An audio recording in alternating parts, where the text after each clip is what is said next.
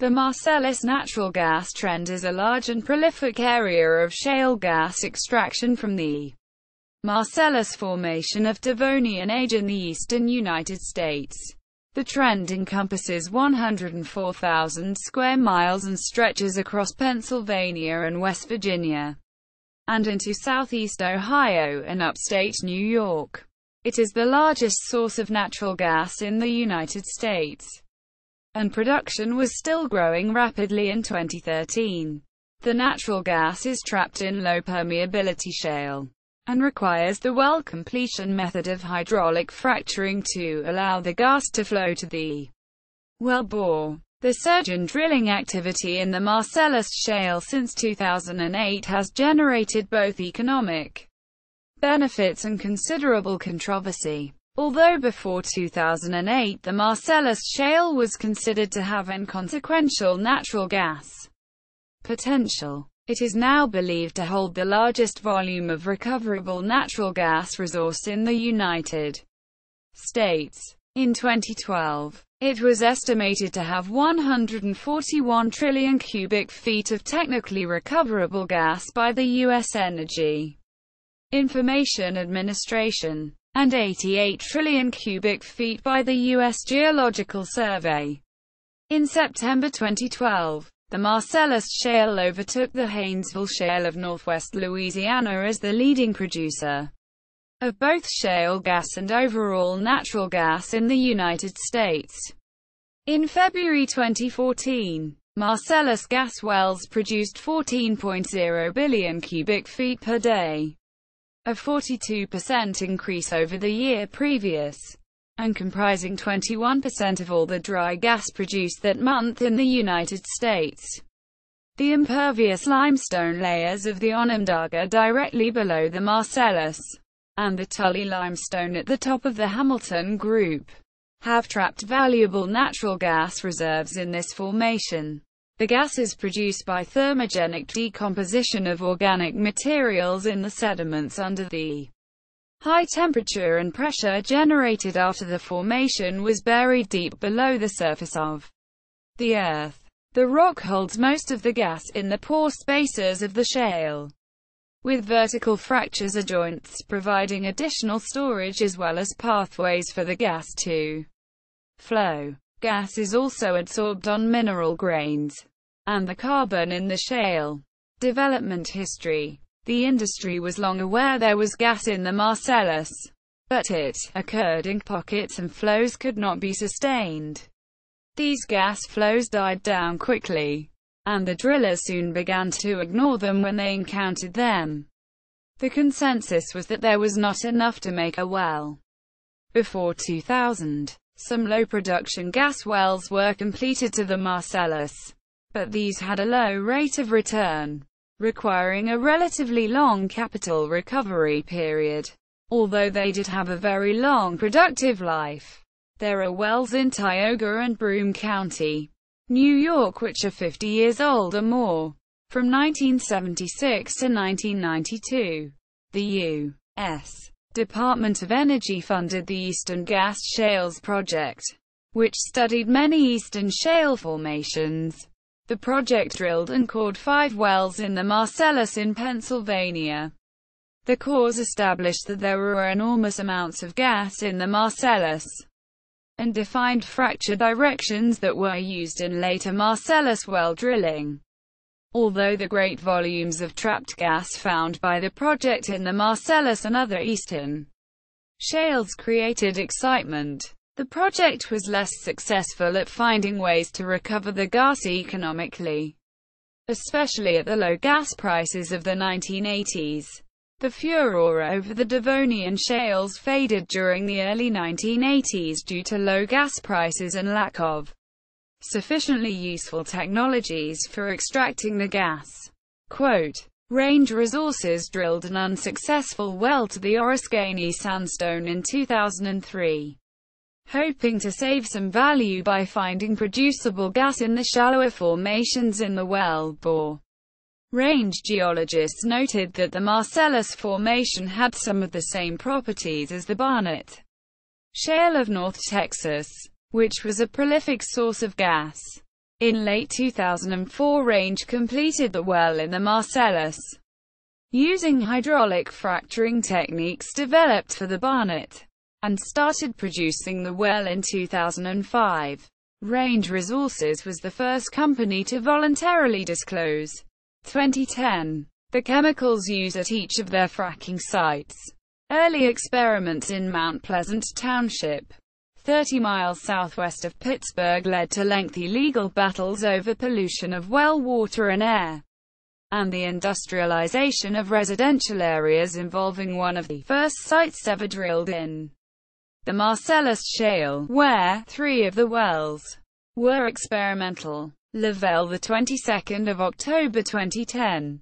Range Resources spokesperson claimed that more than 2,100 Marcellus wells had been drilled in Pennsylvania by 2010, and at that time there were thousands of landowners across the state who have signed leases allowing gas companies to produce on or under their properties, who had not complained, and numerous happy landowners among the hundreds of range leaseholders in Washington County, enjoying the economic benefits of leasing mineral rights on their properties. In 2013, Range allowed the 2 small children of the Halowich family to talk about the Marcellus Formation. By 2008, the Marcellus Formation had become the focus of shale gas development. Starting in Pennsylvania, only 4 Marcellus wells were drilled in Pennsylvania in 2005. In 2010-1446 Marcellus wells were drilled in Pennsylvania. Leasing agents aggressively sought out acreages to lease mineral rights. The price for leasing rose from $300 per acre in February to $2,100 in April 2008. In July 2010, the U.S. Department of Labor announced a $5 million grant to train workers for Marcellus Shale drilling to extract the shale gas at more commercially viable rates. Directional drilling is done to depths of 7,000 to 10,000 feet, 2,100 to 3,000 meters, underground to reach the formation, and then water and a mixture of chemicals is pumped into the rock under high pressure in a process known as hydraulic fracturing to release the gas from the low-permeability shale. Several companies have carried their experience tapping the Barnett Shale of Texas into the Marcellus trend. The Marcellus covers several times more area, stretching 600 miles, 970 kilometers, compared to a linear extent of only 170 miles, 270 kilometers.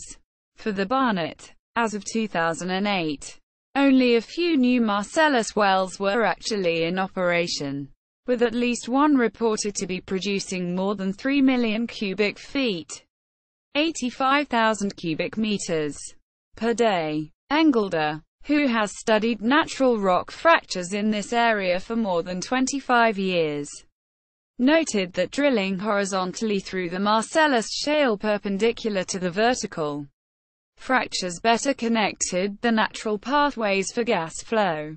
Early results show that horizontal wells in this formation are producing gas at a rate more than double that of vertical wells, and at slightly lower cost overall, despite the much higher initial cost of drilling, since parts of this region have been producing gas from wells drilled to the deeper Oriskany Formation sandstone. Older wells that are no longer viable can be reused, either by fracturing the Marcellus layer in the existing well bore, or by refinishing the bore using horizontal drilling into the Marcellus. Reuse of the existing infrastructure has both environmental as well as economic benefits, because in addition to avoiding development of new drilling sites and wells, existing transportation facilities can be reused. Researchers at the University of Pittsburgh recently released a study showing that 7% of Allegheny County's land has been leased for drilling and extraction since 2003, and the number of properties in the county leased for oil and gas exploration has grown exponentially in recent years. Mergers and acquisitions. In November 2008, Chesapeake Energy, which held 1.8 million net acres of oil and gas leases in the Marcellus Trend, sold a 32.5% interest in its leases to Statoil of Norway for $3.375 billion.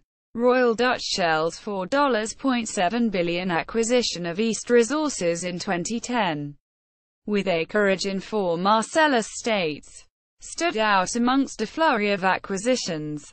And by the end of the year, National Geographic's special report on the developments was titled, "The Great Shale Gas Rush."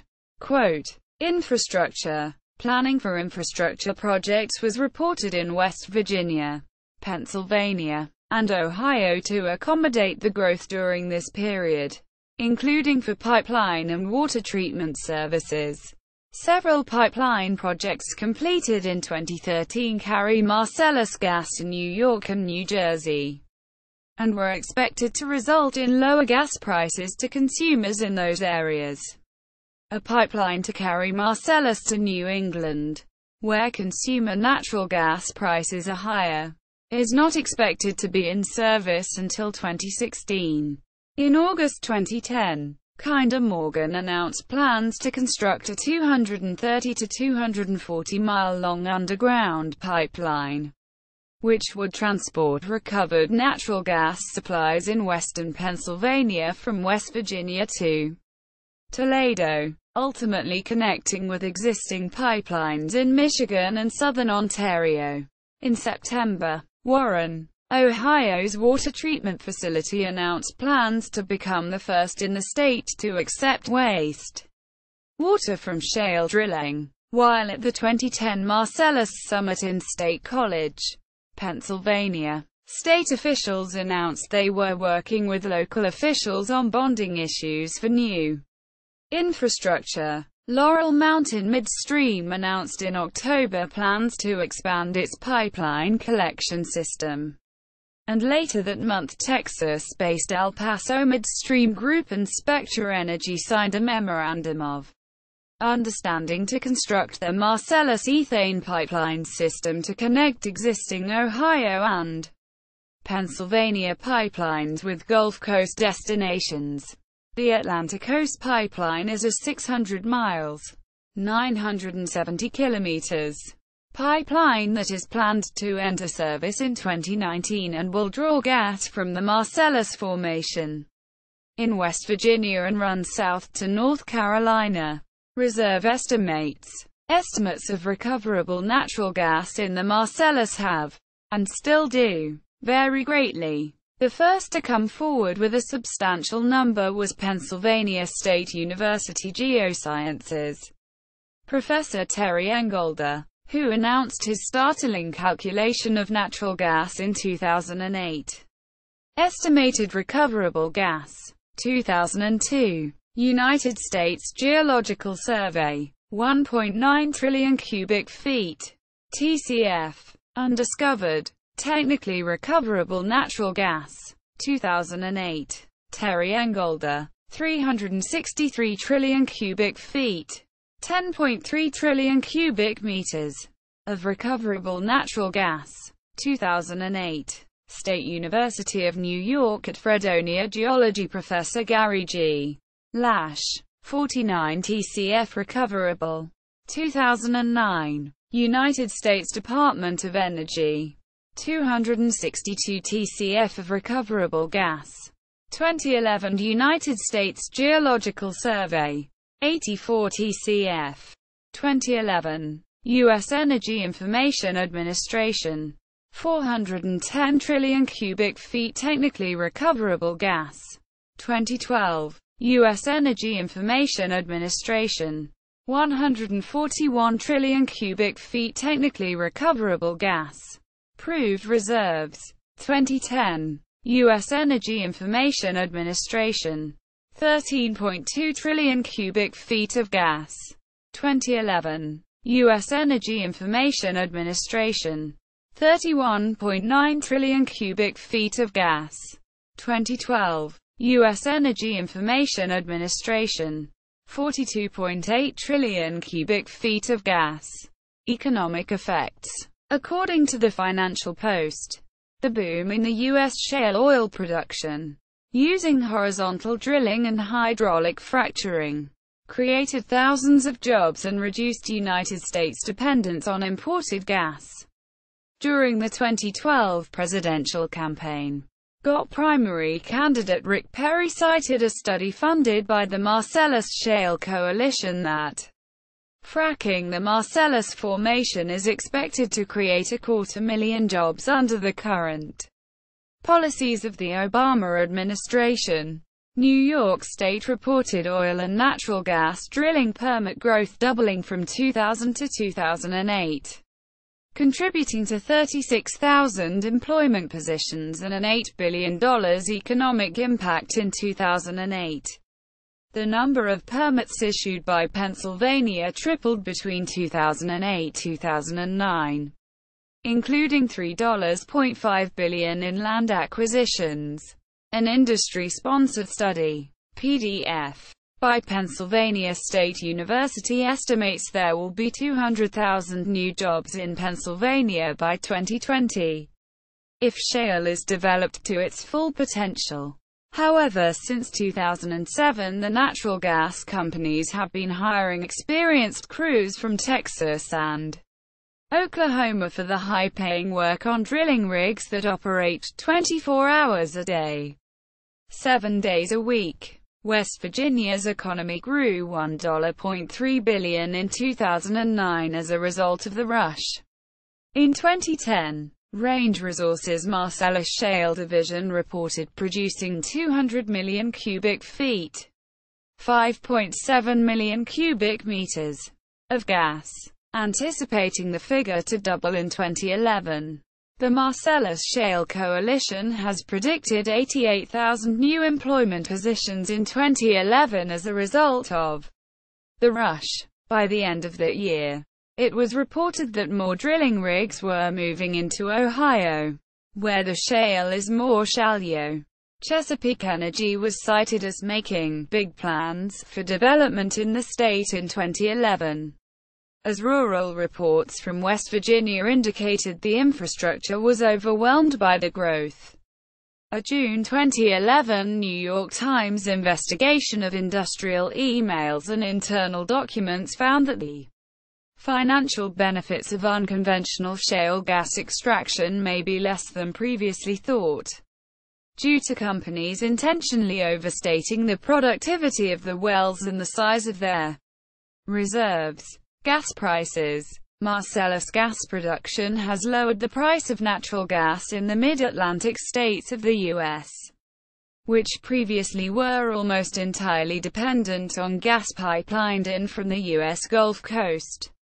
From 2005 through 2008, wholesale gas prices at mid-Atlantic states were $0.23 to $0.33 per million BTU above prices of the main Gulf Coast trading point, the Henry Hub. The U.S. Energy Information Administration reported in 2012 that Marcellus production had lowered regional gas prices to nearly par with Henry Hub, and projected that by 2015, Marcellus gas would drive gas prices in its area down to $0.10 below Henry Hub.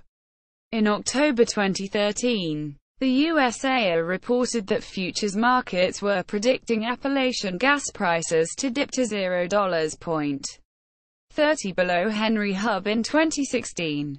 Drilling slowed in 2012 when gas prices dropped, but the Nature Conservancy predicts that up to 60,000 wells will be drilled in Pennsylvania by 2030. Environmental issues. The environmental impacts of tapping the Marcellus Shale are hotly debated.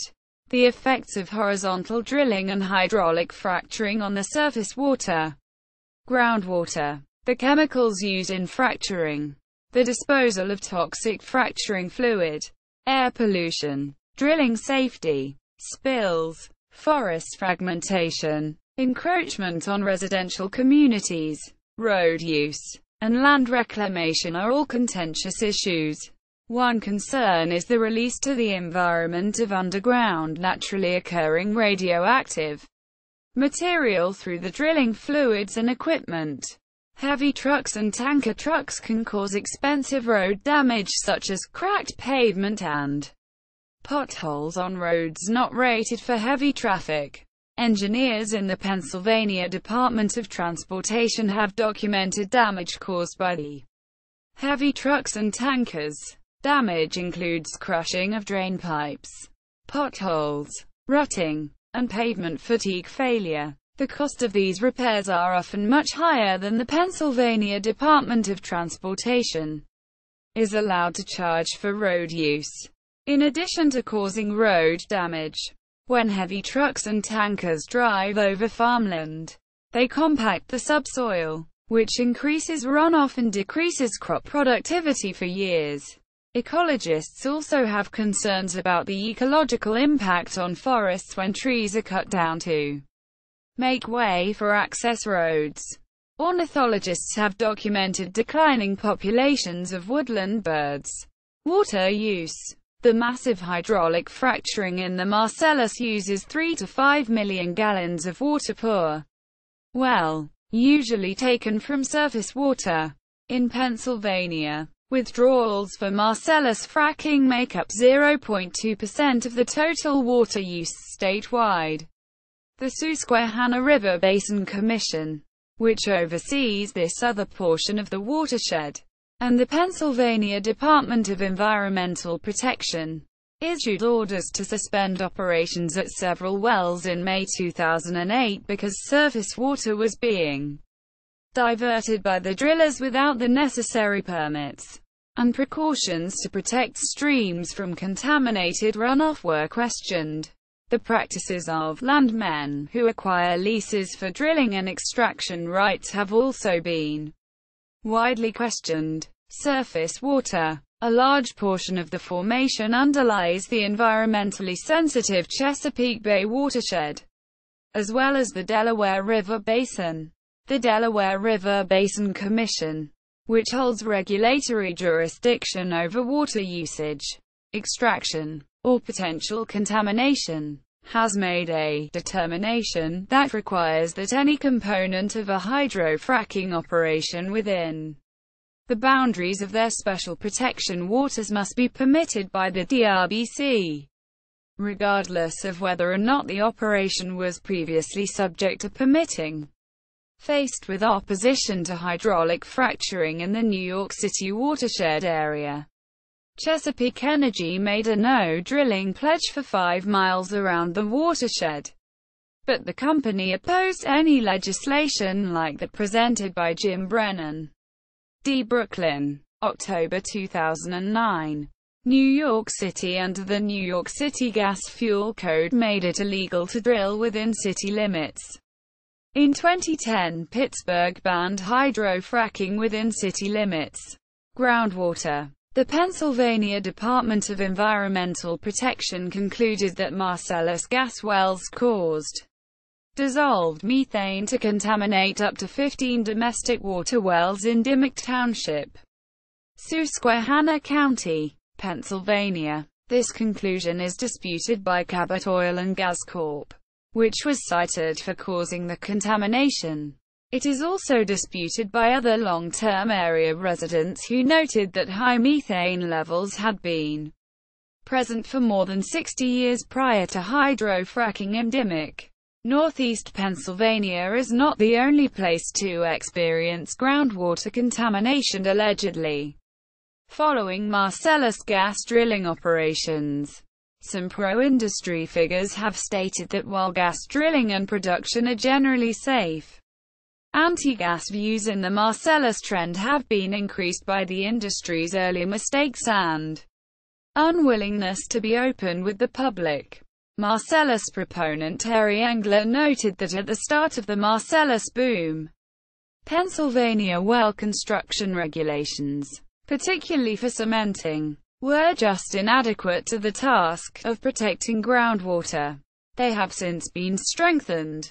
Former Shell Oil President John Hofmeister said that the industry should not pretend that it is perfect. For while the vast majority of gas wells do not affect groundwater, everybody knows that some wells go bad. Quote, Pennsylvania state law sets a rebuttable presumption for contamination occurring in water supply wells near oil and gas wells, meaning that the law automatically holds oil and gas operators responsible for contamination in nearby water wells, unless the companies can demonstrate that they were not responsible. The new Pennsylvania oil and gas law passed in February 2012 increased the rebuttable presumption distance around each oil and gas well from 1,000 feet to 2,500 feet, and increased the time period from 6 months to 1 year following drilling completion or alteration of a well bore. Ronald E. Bishop, a lecturer in chemistry and biochemistry at the State University of New York, Oneonta, estimates based on a non-peer-reviewed study that nearly 2% of gas wells may end up polluting groundwater with fracking fluids in northeastern Pennsylvania and New York. A study of 68 private drinking wells, which included the Dimrock Township site, the methane concentration was high in close proximity to the natural gas drilling and hydraulic fracturing. The average was within the defined action level of less than 28 mg per liter and greater than 10 mg per liter for hazard moderation, which is recommended by the U.S. Department of the Interior, but the maximum of 64 mg per liter was above that threshold. The study found no evidence of contamination by Marcellus saline brines or by hydraulic fracturing fluid. John Hanger, former head of the Pennsylvania DEP, blamed the methane contamination on poor well construction, though he could not rule out fracking as the cause. Earthquake activity. Youngstown, Ohio experienced a 4.0 magnitude earthquake on December 31, 2011, the area's 11th earthquake in 10 months. Experts believed that these were induced seismicity triggered by disposal of wastewater from Marcellus gas wells into Class II underground injection wells. The Ohio Department of Natural Resources explained their reasons for closing the North Star 1 deep injection well, one of 177 operational Class II deep injection wells which primarily dispose of oil and gas fluid waste deep underground using high-pressure Ohio disposal wells. Since March 2011, the Youngstown area experienced 12 low-magnitude seismic events along a previously unknown fault line. These events ranged from 2.1 to 4.0 magnitude and were recorded by the Ohio Department of Natural Resources, ODNR, Ohio Seismic Network, Ohio's ICE. The 2011 earthquakes are distinct from previous seismic activity in the region because of their proximity to a Class II deep injection well, known as the North Star 1 well. In fact, all of the events were clustered less than a mile around the well. Quote, Geology.com. Marcellus Shale.